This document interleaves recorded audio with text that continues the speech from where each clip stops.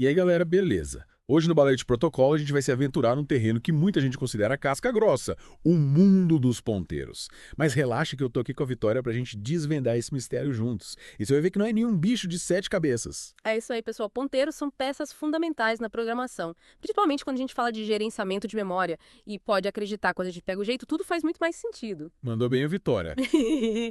Mas antes da gente mergulhar de cabeça, explica pra galera o que define um ponteiro.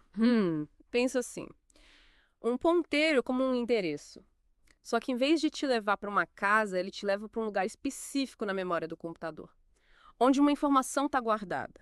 É como se fosse um guia que aponta direto para o lugar onde a gente precisa acessar. Do tipo, em vez de guardar a informação em si, o ponteiro guarda o caminho pra chegar nela. Tipo o mapa do tesouro, né? Isso aí. Hum. E essa ideia de apontar para um endereço na memória é o que dá aos ponteiros essa flexibilidade toda. Certo, entendi a lógica. Mas me diz uma coisa, por que usar ponteiro se a gente pode acessar as informações diretamente? Qual a vantagem de ter esse mapa para cada coisinha? Ótima pergunta. Uma das grandes vantagens é a alocação dinâmica de memória. Com ponteiros, a gente consegue criar estruturas tipo vetores que podem crescer ou diminuir de tamanho enquanto o programa está rodando. Imagina que você está organizando um churrasco e não sabe quantas pessoas vão aparecer. Com a alocação dinâmica, você reserva um espaço inicial na memória. E conforme a galera confirma, você aumenta esse espaço sem precisar definir um limite fixo desde o começo. Seria tipo uma mesa de churrasco mágica que aumenta de tamanho conforme a galera chega. Sensacional. Exatamente. E para gerenciar essa mesa mágica, a gente usa funções como a malloc, a calloc e a realloc.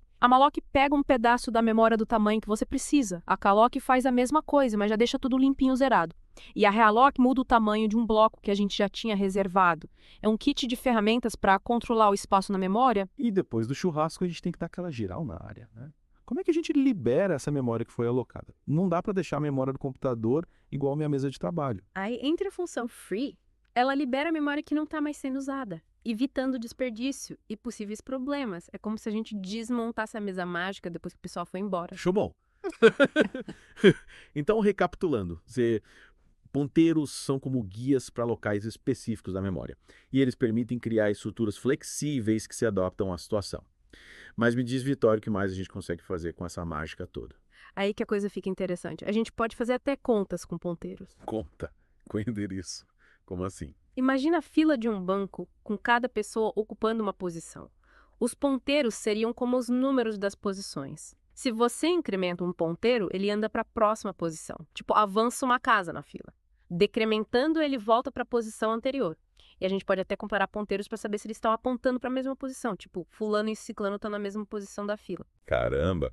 Então a gente pode usar os ponteiros para navegar pela memória, tipo um GPS. Que maneiro! Exatamente. E essa ideia de navegar pela memória é o que torna os ponteiros tão importantes na programação.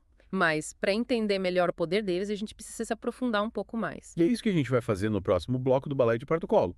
Fica ligado que a aventura no mundo dos ponteiros está só começando. E aí, pessoal, de volta ao balé de protocolo. No bloco anterior, a gente começou a desvendar os ponteiros. Esses guias que levam a gente para informações específicas na memória do computador. Valeu, Vitória.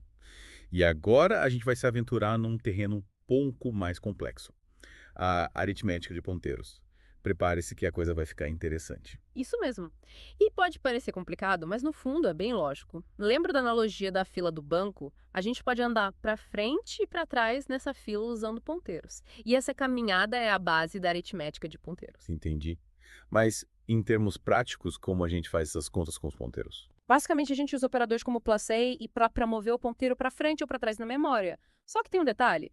O tamanho do passo que o ponteiro dá depende do tipo de dado que ele está apontando. Tipo, se o ponteiro está apontando para um número inteiro, ele anda de forma diferente do que se estivesse apontando para uma letra, por exemplo. Exatamente. Cada tipo de dado ocupa um espaço diferente na memória. Por exemplo, um inteiro geralmente ocupa 4 bytes, enquanto um caractere ocupa apenas 1 byte. Então, se a gente incrementa um ponteiro que aponta para um inteiro, ele vai avançar 4 bytes na memória. Se a gente incrementa um ponteiro que aponta para um caractere, ele avança só 1 byte. Faz sentido. Então, a aritmética de ponteiros leva em consideração o tamanho da informação para andar na memória. Mas me diz uma coisa, Vitória, para que a gente use essa aritmética na prática. Para muita coisa. A aritmética de ponteiros é fundamental para manipular vetores e matrizes, por exemplo. A gente pode usar ponteiros para acessar cada elemento dessas estruturas de forma direta e eficiente. Tipo, a gente pode usar a aritmética de ponteiros para andar de casa em casa num vetor. Isso mesmo. Imagina um vetor como uma rua com várias casas. Cada casa representando um elemento do vetor. A gente pode usar um ponteiro para parar na primeira casa e depois usar a aritmética de ponteiros para andar para a próxima casa. E assim por diante até chegar no último elemento do vetor. Nossa, que interessante. E além de vetores e matrizes, onde mais a aritmética de ponteiros faz a diferença? Em várias outras áreas da programação. Por exemplo, na manipulação de strings, que são basicamente vetores de caracteres. Com ponteiros, a gente pode percorrer cada letra de uma string, fazer comparações, copiar trechos e por aí vai. Dá pra fazer mágica com ponteiros, hein? Mas me fala uma coisa, Vitória, tem algum exemplo real que mostra o poder da aritmética de ponteiros no dia a dia? Claro. Lembra daquele bug que teve num aplicativo de banco esses dias? O problema estava justamente no uso errado de ponteiros. Um ponteiro estava apontando para um lugar errado na memória. E isso fez o aplicativo travar e mostrar informações confidenciais de outros usuários. Caramba. Então usar ponteiros de forma errada pode causar problemas sérios, né? Com certeza. Ponteiros são ferramentas poderosas, mas exigem cuidado. Se a gente não tomar cuidado, pode acabar invadindo áreas da memória que não deveria, causando erros e até brechas de segurança. Falando em segurança, me lembro de outro caso que bombou na mídia. Um hacker conseguiu invadir o sistema de um hospital usando ponteiros. Ele manipulou os ponteiros para enganar o sistema e ter acesso a dados confidenciais dos pacientes. Esses casos mostram como é importante usar ponteiros com responsabilidade. E para evitar problemas, a gente precisa entender bem como eles funcionam. E quais são os cuidados que a gente precisa tomar. E é isso que a gente vai continuar explorando no próximo bloco do Balaio de Protocolo. Vamos ver como os ponteiros funcionam na prática com exemplos de código. E dicas para usar essa ferramenta de forma segura e eficiente. Não perca que a aventura no mundo dos ponteiros está longe de acabar. De volta ao Balaio de Protocolo pessoal. A gente já desvendou os ponteiros, viu como eles funcionam como guias para informações na memória. E até aprendeu a fazer contas com eles. E a gente viu como usar ponteiros de forma errada pode causar problemas sérios, né? Desde bugs em aplicativos até brechas de segurança que hackers podem explorar. Pois é, Vitória e Ponteiros são ferramentas poderosas, mas é preciso saber usar com responsabilidade. E para a gente entender melhor como aplicar essa ferramenta no dia a dia, que tal, a gente vê alguns exemplos práticos de código. Bora lá! Vamos começar com algo simples, mas que mostra bem o poder dos ponteiros. Trocar os valores de umas variáveis. Trocar valores, tipo pegar o que está numa variável e colocar em outra.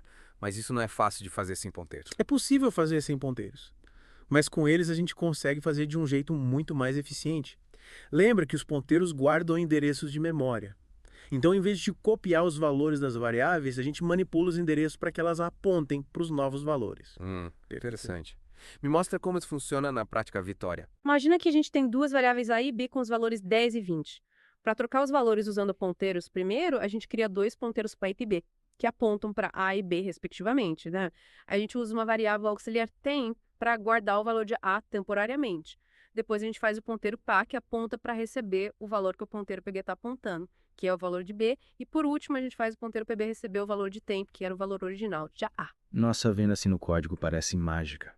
Mas faz sentido, a gente está só redirecionando os ponteiros sem precisar copiar os valores de um lado para o outro. Exatamente. E essa técnica é muito usada em algoritmos de ordenação, quando a gente precisa trocar a posição de elementos dentro de um vetor. E que tal a gente ver outro exemplo? Algo que mostre como os ponteiros podem ser usados para manipular strings. Boa ideia. Lembra que a gente falou sobre percorrer cada caractere de uma string usando ponteiros? Vamos ver como a gente pode inverter uma string usando essa técnica. Inverter uma string. Tipo, transformar banana em ananaba. Isso mesmo. A gente usa dois ponteiros, um apontando para o início da string e outro para o final. Aí a gente vai andando com esses ponteiros, trocando os caracteres que eles apontam, até que eles se cruzem do meio da string.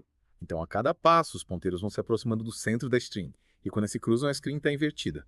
Genial! Exatamente. E essa é só uma das várias maneiras de usar ponteiros para manipular strings. Com ponteiros, a gente pode concatenar strings, buscar substrings, trocar letras maiúsculas por minúsculas. E muito mais. Caramba, ponteiros são realmente versáteis. E a gente também viu como a alocação dinâmica de memória usando ponteiros permite criar estruturas de dados flexíveis, né? Com certeza. Com a alocação dinâmica, a gente pode criar vetores que crescem de acordo com a necessidade. Listas encadeadas, árvores binárias e diversas outras estruturas de dados, sem precisar se preocupar com limites fixos de memória. E aí, pessoal, o que vocês acharam da nossa aventura pelo mundo dos ponteiros? Espero que tenham curtido a viagem e aprendido bastante. Lembrando que esse foi só o mergulho inicial. Para dominar os ponteiros de verdade, é preciso praticar bastante, ler livros, fazer cursos e se aprofundar cada vez mais nesse universo. E se tiverem alguma dúvida, comentem aqui embaixo, a gente está sempre de olho para responder e trocar ideias com vocês. Valeu pela companhia e até a próxima edição do Balaio de Protocolo.